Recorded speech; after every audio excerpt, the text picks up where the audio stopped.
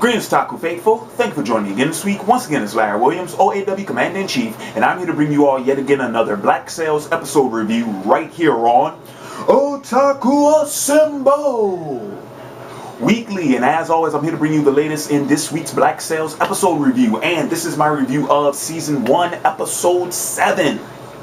Now, general thoughts on this week's episode. Hands down, without a shadow of a doubt, by far, the most tense episode of the series. Tensions were high all over the place in this week's episode, and to say that I would have expected this to be, the calm before the storm, I mean, all the betrayals, all the backstabbing, all the swindling, all the side dealing, all the lies. The skeletons were starting to creep out of the closet in this week's episode, ladies and gentlemen. So, I mean, all in all, it was fantastic, and it set everything up and got us right where we needed to be for the grand finale next week. So, all in all, I think they did a great job at what they presented in this week's episode. So, a couple of things I want to talk about. First and foremost, let's just go ahead and let's get through this thing with Captain Vane. Okay. So, you all will remember in last week's review when I asked you all to answer, give me some of your speculations, your predictions, your ideas of what was going on with Captain Vane and who was the guy that he confronted when he got to that beach. And there was some pretty good guesses. A lot of you guys mentioned Blackbeard, which that was a character I never even considered. Didn't even consider him, mainly because I've never seen Blackbeard portrayed like that, a giant, muscle-bound, hulking, man with a shaved head, tattoos to wazoo, and then of course, a long Grizzly Adams type beard. Other than the beard, I would have never thought that would have been Blackbeard. And I'm gonna be honest with you, I can't rule out that possibility. And this is what I mean, because while we never find out that character's name in the episode, and even in the credits, he's not listed in the credits. Because I actually went back, I was scoping the credits to see if that was him. They never said, but there were so many hints about, who he could have been. The fact that all of his men were once pirates. The fact that, he's conquered all these city-states before, all these towns and whatnot. And then he even says, he's like, how did you seek me out? Has my name reached Nassau already? Or do we have some type of other connection? So there's a lot that would suggest that it might be him. But here's the thing. I don't ever remember Blackbeard going into the lumberjack business. So, I don't know. But all in all, yeah, you want to talk about suspense. I mean, dude, that whole thing. And I credit the writers, I credit the crew, both the way the scenes were written and the way they were shot. The whole time you can tell that Captain Vane is in enemy territory. He's not amongst friends and he's not welcome there. So that suspense, that tension is automatically high. You know what I mean? And then yeah, when the fight broke out, and I mean, oh dude, that fight, wow. when homeboy reached up and grabbed Vane's nuts, I was like, oh. And then and then they even buried him alive, which I was like, okay, wasn't expecting that. And then for him to come back at the end and end up taking homeboy out, I was like, wow. Charles Vane, ladies and gentlemen. So yeah, that was really crazy. But good. I mean, I love every one of those scenes. I absolutely positively loved them. Now I'm gonna go ahead and talk about what was going on the island, because like I said, a lot of things came to the forefront, So first thing I'm gonna talk about is Eleanor. How let's see. Okay, this episode we got the whole, we finally got the reunion of Eleanor and Mr. Scott and whatnot, and how clearly, those grievances between them need to be clear. And once again, it was one of the things I mentioned in last week's review where I didn't know what was the stance. Like, I didn't know what that was all about. I didn't know how that whole thing was going to play out after what happened. So, yeah, Eleanor feels spited by Mr. Scott because he was going along with her father. And then clearly Mr. Scott feels some sort of, clearly he feels some sort of resentment towards Eleanor's father. But at the same time, he did what he did to protect her, and so on and so forth. And then finally, when we get to the point where Eleanor decides she's going to go ahead and take him back into her good graces, that offer is completely removed from the table by Captain Hornigold, who offers Scott to join his crew. And once again, it reinforces what I said earlier in the season, how Eleanor's actions are going to turn everyone against her. And everyone she had is going to abandon her. Her father already did so. Well, okay, no, first Max did so, then her father, and now Mr. Scott. Because think about it. Scott came back, and he never agreed to help Eleanor again, and then went ahead and decided to join Hornigold's crew. So, yeah, he's completely removing himself from the situation. Completely. But hey, what I've been saying all this time, Eleanor has no one to blame but herself. So, and since I brought up Max, I actually like what they did with Max in this episode. How she kind of reasserted her position in the brothel. And what I'm hoping ends up happening, especially once Vane comes back and Rackham joins back up with the crew, is that she'll actually be the one to take over operations of the brothel. I think that'll be pretty cool, because it'll at least give her more of a stable place on the island, because now she'll be somewhat of an authority figure, you know what I mean? And a popular one at that. Alright, so before I want to get to Flint and everything going on with them, let me see what else that I want to talk about. Vane, Eleanor. Oh, okay, well, yeah, I'm just gonna go ahead. Oh, no. Silver. Oh man, the whole that whole thing with Randall and whatnot. Boy, that was some mind fuckery at work. It really was. And you know what? I'm surprised.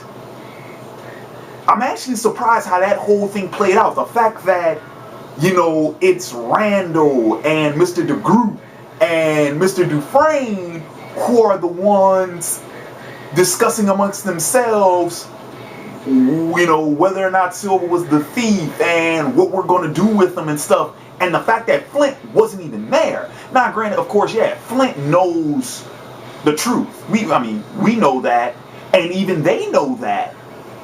But the fact that all of this is happening behind Flint's back, and he doesn't even know what happened.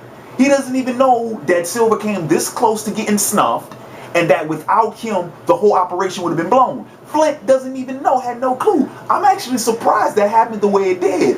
And I'm also surprised that Gates wasn't there, Eleanor wasn't there. No one who has had a hand in this, in the cover-up, was present. So, and the whole thing almost fell down like a house of cards. That was crazy, and very comical. I will say though, I was somewhat curious what was really going on, especially once Silver confronted Randall and was like, how do I know that you didn't put on this whole show just to secure your place on the ship and that I would have to take care of you? It's like, if that's the case, then you're a genius. And of course, Randall, but that would have been very interesting. And it's at least, at this point, it's at least worth keeping an eye out on Randall, especially since, he heard the whole conversation between Eleanor and Silver in last week's episode. So yeah, Randall's not nowhere near as dumb as they make him out to be. Is he a genius mastermind? No. Or at least not yet, but we'll see what happens.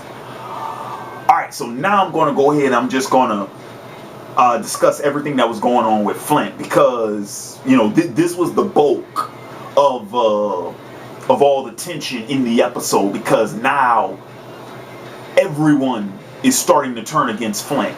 You know, we knew that there was going to be words about what happened to Billy. You know, we knew that that wasn't just going to be ignored, that, you know, that wasn't going to be one of those situations where Gates was going to turn the blind eye. No, not at all. But I'll mention Gates in a minute. The first thing I want to mention is Flint's confrontation with Miss Barlow, when he went ahead and asked her about the letter and whatnot, and how, you know, they were going back and forth. And it does solidify one of my comments that I made in earlier in the season, how they're really at opposing ends now, because they both want the same thing, but not in the same manner. You know, they both want to be happy, and, you know, they both want, you know, a glamorous life. And I even think that they want it with each other, but clearly Miss Barlow wants to be back within, you know, society and all that jazz, and Flint wants to make it all on his own. You know what I mean? He wants to have his happiness.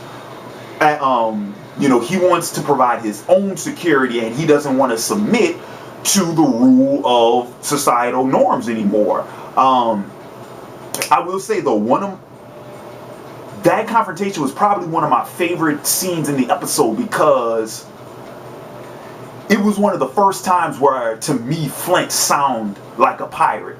When he said, "I will not apologize to England for, you know, and this, that, and the other." I mean, that was right on point. That was right on note. Every key. It was like, yeah, all right, got it. Yeah. And yeah, and I mean, and I've mentioned it before. The whole fact that Miss Barlow even wrote that letter and even took the risk of it falling into the wrong hands, that's just a head scratcher. And I'm not going to read too much into that, because if I do, I'm just going to end up pissing myself off, thinking that it all amounts to, oh, the writers had, you know, her do this stupid fucking thing, and she just does stupid fucking things because she's a woman. I'm going to stay a little bit more optimistic and not criticize that plot detail in that light. I don't want to think that. So, but it did come to mind. I was like, alrighty. And now the final thing, wrapping up this review, is the final confrontation between Flint and Gates. Gates confronted Flint on everything, on Billy, on the letter, on the Orca. He even brought up the old case with the other ship where Flint was doing that assassination. Everything came out in that scene, and we finally learned, you know, what Flint really was trying to do, you know, what he intended to do once he captured the Orca and everything. And I could not think of a better moment to have that confrontation than right before the finale, because we've seen these two characters, we've seen their interact with each other, we've seen them interact with others, we know the circumstances of their relationship, and we know that they are quintessentially best friends. So to finally have them pit against each other right before, quite possibly, right before the biggest hunt of their pirating careers, I mean, what else could you ask for? You know, that's all in all what makes good drama. But the big surprise was, of course, that final, well, not the final scene, but the second to last scene of the episode, when we see that Gates, I'm not going to say that Gates is the one inciting the mutiny, like what Flint said in the preview for the finale, when he says, "You're inciting a mutiny," and Gates responds with, "No, I'm managing the mutiny." So I'm not going to necessarily say that Gates is the one who's been slowly turning the crew against Flint, but he does know about it, and he has known about it. That's what that meeting between him and Dufresne suggests, is that Gates has kind of been, you know, the shadow on the wall for quite a while. And it does make sense, because he has been very adamant about, you know, what Flint's been doing. You know, he has not been just silent, you know, go along with Flint the way the crew has made him seem, because we've seen the scenes where he's confronted Flint in the past, and we've seen the scenes where he's confronted Billy, and when he's had to keep Billy in check. But with all of that in mind, it makes sense that Gates would know of the mutiny long in advance. Yeah, because he's been trying to prevent it. So that's what I think. I don't think Gates is the one agitating the mutiny. I think he's the one. I think he's the only thing keeping it at bay right now. I think the only reason why it hasn't occurred yet was because of Gates and Billy. And the second Billy got taken out of the equation, no, the crew's had it. And that's what Dufresne said. He said, you know what, we could put up with, you know, we could tolerate the lies, but after Billy, that was it. So it's going to be very interesting to see how this whole thing plays out when the finale airs next week. Very interesting. So that's going to do it for this week's Black Sails review. I want to thank you all for joining me again this week, and in the comments below, let me know your thoughts both on this week's episode and what are you guys looking forward to? What do you expect? What are some of your speculations and predictions for the finale? Share all of that in the comments below. Keep an eye out tomorrow for the return of the Advice Corner video segment. And with that being said, this has been Larry Williams, OAW Commander-in-Chief, signing off. And until next time, peace.